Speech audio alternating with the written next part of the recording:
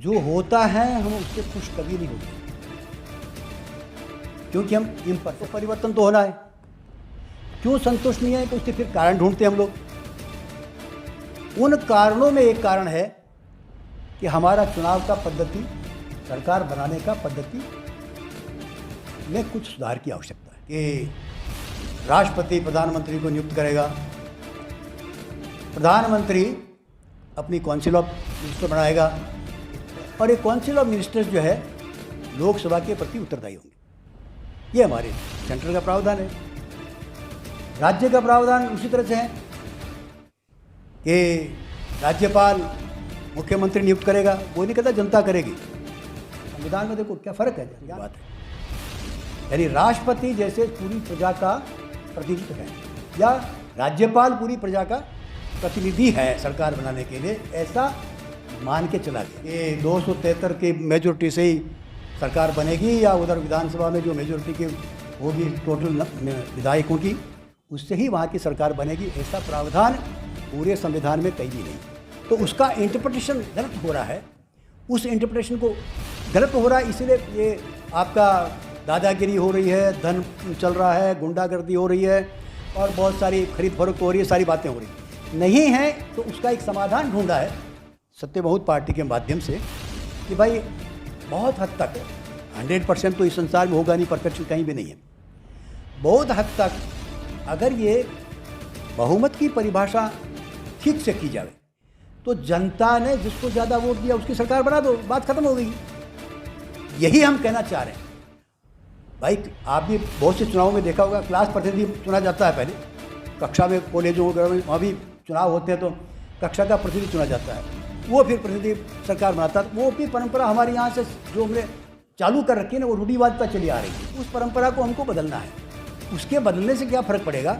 कोई भी सारी जनता को तो खरीद नहीं सकता ना। आप कुछ एमएलए एमपी को तो खरीद सकते हो, वो लिमिटेड है। पूरी जनता को तो नहीं खरीद पाओगे। जनता ने किस पार्टी को ज़्यादा वोट दिया, जिसको ज़्यादा वोट दिया उसको कहो भाई तुम सरकार बनाओ। पर जो एमएलए एमपी बने उनके हिसाब से मत चलो, यही हमारी फिलॉसफी है।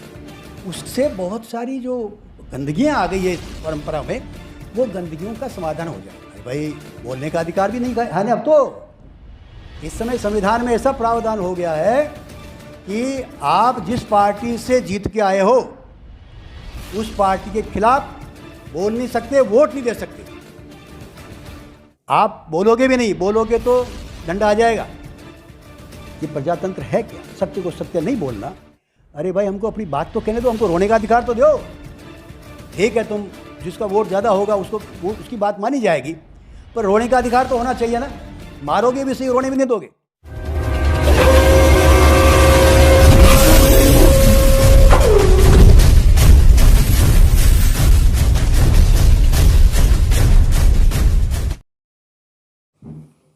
आदरणीय मंच साथियों,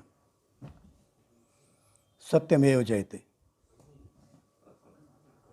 बहुत हमने सुन रखा है, लिखा भी है। ये है अच्छा, सत्य यही है जो जीतता है। सत्यमेव जयते है ना। आज जो जीत गया वो सत्य है, उससे कोई इनकार नहीं करता। पर अगर यही को स्वीकार कर लो कि आगे भी वही रहेगा, तो वो सत्य नहीं है। क्यों नहीं है? क्योंकि ये प्रकृति का, ये माया जिसको कहते हैं ना, ये परिवर्तनशील है। क्यों परिवर्तनशील है? जो होता है हम उससे खुश कभी नहीं होते, क्योंकि हम इम्परफेक्ट हैं। आज का शासन तंत्र है वो सत्य, जो है कोई मना नहीं कर सकता। पर क्या हम संतुष्ट हैं? सबसे बड़ी बात यह है, क्या आप उसको ऐसे ही रखना चाहते हैं? मेरे ख्याल से कोई भी ऐसा व्यक्ति नहीं होगा जो इससे संतुष्ट होगा। जिसने वोट दिया वो भी संतुष्ट नहीं है। तो परिवर्तन तो होना है। क्यों संतुष्ट नहीं है कि उसके फिर कारण ढूंढते हैं हम लोग। उन कारणों में एक कारण है कि हमारा चुनाव का पद्धति, सरकार बनाने का पद्धति में कुछ सुधार की आवश्यकता है। और सुधार की आवश्यकता इसलिए भी है क्योंकि संविधान में ये चीज़ बिल्कुल वेग रखी हुई है। आर्टिकल 73 कॉन्स्टिट्यूशन का कहता है, आप लोग लॉयर बहुत बैठे हुए हैं यहाँ पर, कि राष्ट्रपति प्रधानमंत्री को नियुक्त करेगा, प्रधानमंत्री अपनी काउंसिल ऑफ मिनिस्टर बनाएगा, और ये काउंसिल ऑफ मिनिस्टर्स जो है लोकसभा के प्रति उत्तरदायी होंगे। ये हमारे सेंटर का प्रावधान है। राज्य का प्रावधान उसी तरह से है कि राज्यपाल मुख्यमंत्री नियुक्त करेगा, वो नहीं कहता जनता करेगी। संविधान में देखो क्या फ़र्क है, ध्यान सोचने की बात है। यानी राष्ट्रपति जैसे पूरी प्रजा का प्रतिनिधित्व है, या राज्यपाल पूरी प्रजा का प्रतिनिधि है सरकार बनाने के लिए, ऐसा मान के चला गया। क्योंकि उनको क्यों माना गया कि वो निष्पक्ष होगा।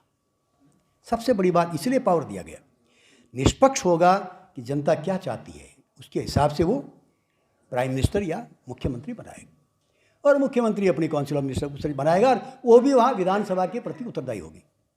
इतनी सी बात है ना।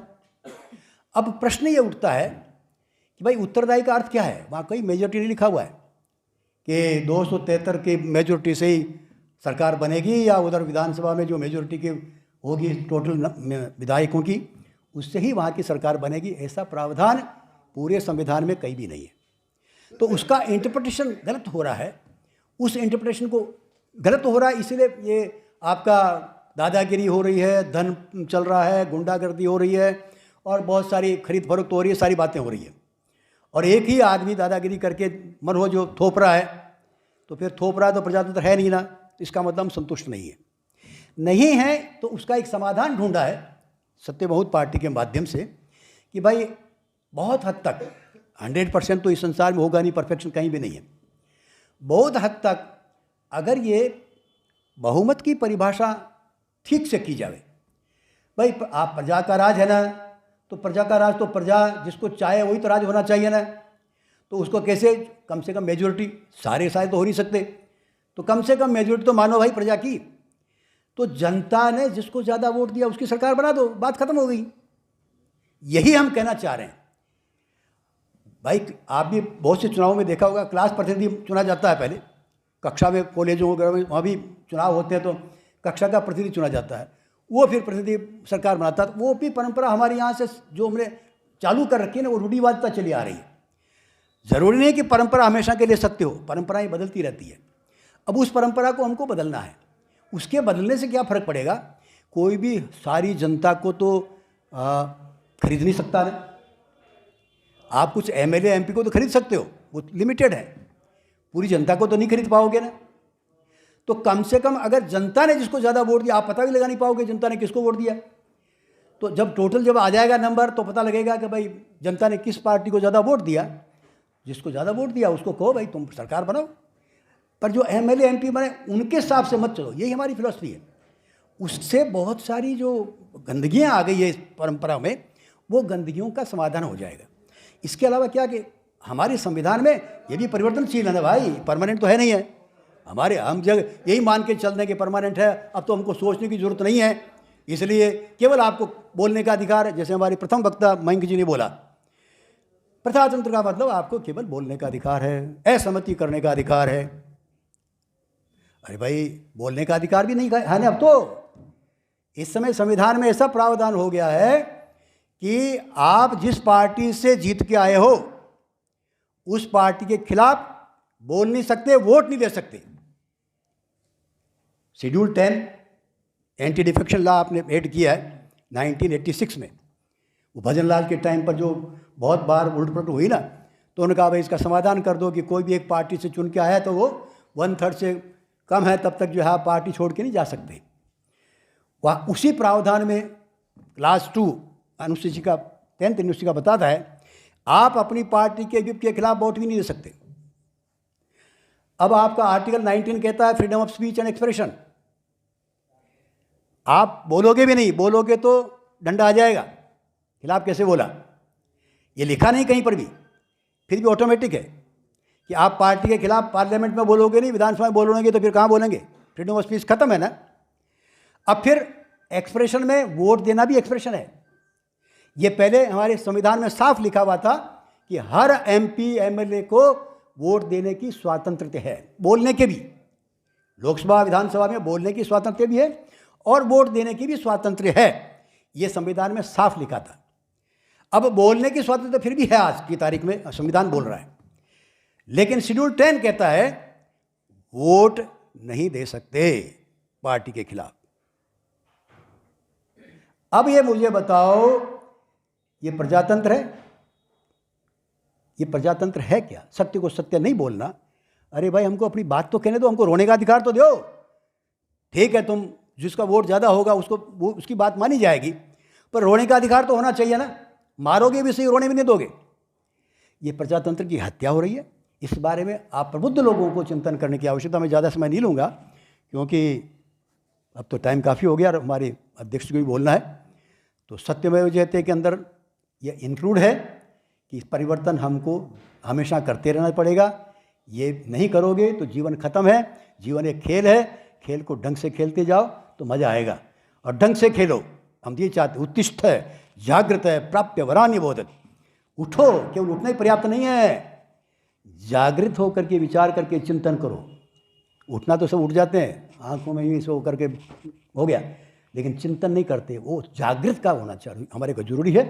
जागृत होकर बात करो, किसी के कहने के बेखामी मत पाओ। भगवान ने आपको बुद्धि दी है, अल्लाह ने भी आपको बुद्धि दी है कि अल्लाह है कि भगवान है, फालतू चक्करों में मत पड़ो। आपको बुद्धि भगवान ने सबको बराबर दी है, सबको, कोई भेदभाव रखा नहीं किसी जात पात का, किसी प्रकार का। चिंतन पूरा करो, फिर सोचो सत्य क्या है। हम केवल हिंदू के घर में पैदा हो गए तो हम हिंदू हो गए, मुसलमान के घर में पैदा हो गए तो मुसलमान हो गए, थोप दिया ना हम पर में धर्म भी। तो इनकी फालतू बातों के चक्कर में तो धर्म वरम को फालतू की बातें हैं। देखा जाए तो सत्य धर्म तो वही है जो हमारी अंदर की आत्मा कहती है, वो हमारा सबसे बड़ा सत्य है। वो आपको बराबर गवाह देता है, आपका रास्ता हमेशा अपने आप को बताता है। चिंतन करो, प्रबुद्ध बनो। जय हिंद, जय भारत।